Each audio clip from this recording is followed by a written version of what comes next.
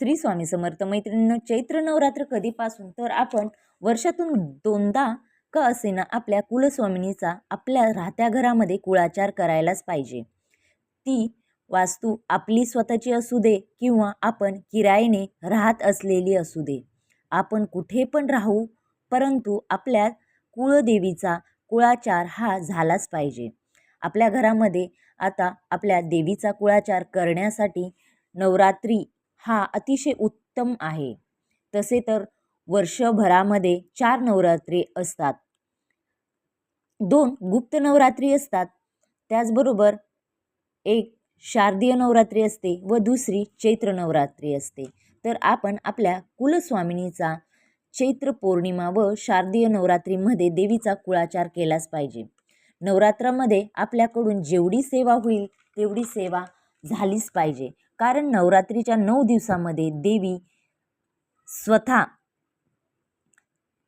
तत्व सर्व ब्रह्मांडामध्ये सक्रिय झालेले असते. विशेष म्हणजे या 9 दिवसामध्ये आपल्या घरात कुलदेवीचा सूक्ष्म रूपात वास करत असते. आता घटस्थापनेचा शुभ मुहूर्त, कुलस्वामिनीचे 9 दिवसाचे उपवास कसे करावे व कधी सोडवावा व 9 दिवसात सेवा कोणत्या करावयाच्या आहेत.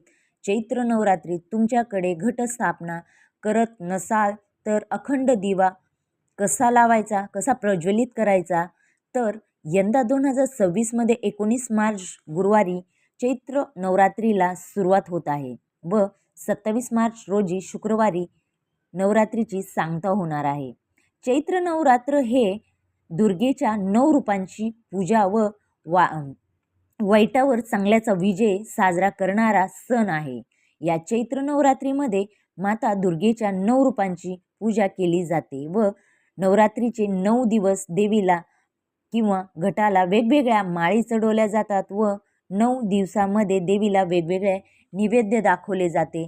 नवरात्रीच्या पहिल्या दिवशी घटस्थापना करून देवी दुर्गेच्या शैलपुत्री स्वरूपाचे पूजा केली जाते.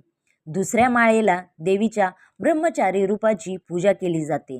त्याचबरोबर तिसऱ्या माळेला देवी दुर्गेच्या चंद्रघंटा स्वरूपात देवीची पूजा केली जाते व चौथ्या दिवशी देवी दुर्गेच्या कुष्ममान स्वरूपाची पूजा केली जाते.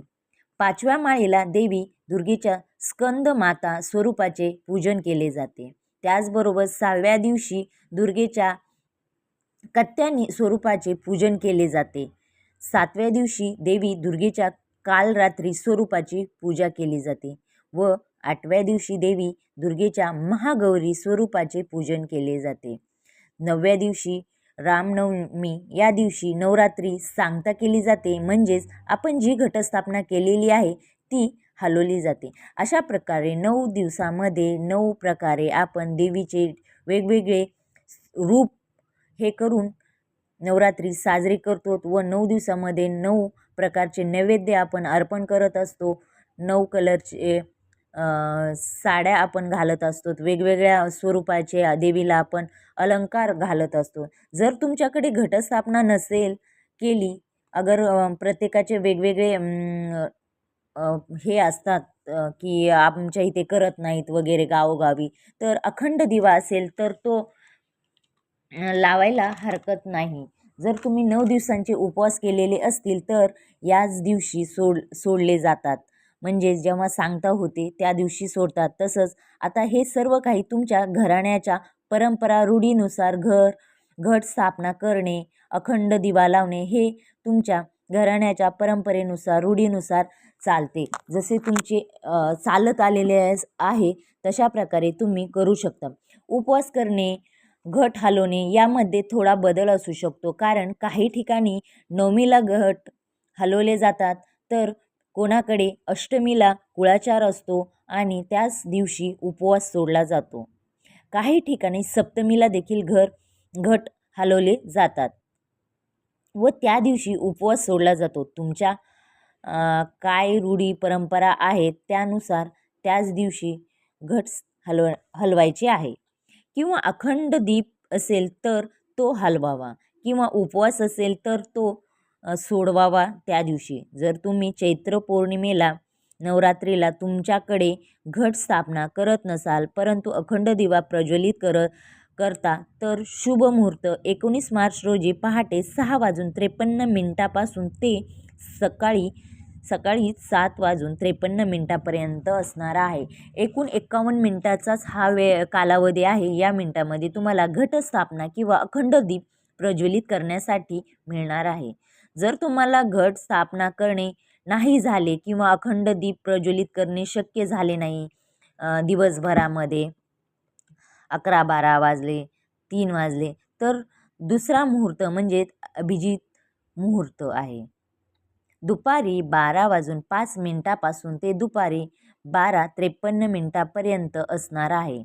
यावेळेस तुम्ही अखंड दीप किंवा घटस्थापना करू शकता. जर यावेळेस जर नाही शक्य झाले तर सूर्यास्ताच्या अगोदर आपण स्थापना व प्रज्वलित करू शकतो दिवा. तुमची कोणती पण कुलदेवी असू द्या, परंतु यामध्ये जी आपल्याला सेवा करायची आहे ती म्हणजे दुर्गा सप्तशती पाठ करणे. या 9 दिवसामध्ये तुम्ही दुर्गा सप्तशतीचा पाठ करू शकता किंवा 9 दिवसात आपण 14 पाठ केले तर नवचंडी केल्याचे फळ मिळते. तुम्ही 14 पाठ पण करू शकता. जर या 9 दिवसामध्ये दुर्गा सप्तशतीचा पाठ करणे शक्य नसेल तर तुम्ही सिद्धकुंजिका स्तोत्राचे पठण करू शकता. हे शक्य नसेल तर या 9 दिवसामध्ये आपल्या कुलदेवीचा जो मंत्र असेल जप तुम्ही करू शकता किंवा आपण संकल्प करू. पहिल्या दिवशीच मी रोज 11 माळी दररोज जप करणार असा देखील तुम्ही संकल्प करू शकता. 9 दिवसांच्या उपवास करत असाल तर त्याच्या अगोदरच आपण जेव्हा घटस्थापना करतो तेव्हा तुम्ही संकल्पयुक्त ही सेवा करू शकतात. अशा प्रकारे आपण आपल्या कडून जेवढी सेवा होईल आपल्या कुलदेवीची ती करायची आहे व आपल्याकडे टाक असेल किंवा देवीचा फोटो असेल किंवा मूर्ती असेल तर आपण त्यावर कुंकुमार्चन करावे. त्याचबरोबर प्रत्येक आपल्या रूढी परंपरेनुसार उपवासाच्या पद्धती वेगवेगळ्या आहेत. तसे तर 3 पद्धती उपवास केला जातो, 3 पद्धतीने केला जातो. एक तर नवरात्रीची सर्वात पहिली पद्धत बसता उठता उपवास करतात. म्हणजेच काय तर ज्या दिवशी घट स्थापन केले जातात त्याच दिवशी उपवास पकडतात आणि महाअष्टमीच्या दिवशी पण धरतात. याला उठता बसता उपवास असं म्हणतात. दुसरी पद्धत घटस्थापनेपासून ते कुळाचारपर्यंत फराळाचे पदार्थ खाऊन उपवास केला जातो. तिसरी पद्धत अशी आहे की आपण आपले उपवास तिसरी पद्धतमध्ये आपण फक्त फळ खाल्ले जातात. आपण आपले उपवास संकल्प करून चालू करावे. काही पण तुमचे व्यवसायात यश नसेल, काही घराचे काम होत नसेल, संतान प्राप्ती नसेल तर या नवरात्रीमध्ये आपण जे 9 दिवस उपवास पकडणार आहे, दुर्गा सप्तशती करणार आहे, तर त्याच्या अगोदर आपल्याला हा संकल्प करूनच ही जी सेवा आहे ती आपल्याला करायची आहे. अशा प्रकारे तुम्हाला जर माझा हा व्हिडिओ आवडला असेल तर नक्की माझ्या व्हिडिओला लाईक करा, शेअर करा, सबस्क्राईब करा आणि बेल आयकॉन बटन नक्की प्रेस करा नवनवीन व्हिडिओसाठी आणि कमेंट्स बॉक्समध्ये लिहायला विसरू नका. श्री स्वामी समर्थ.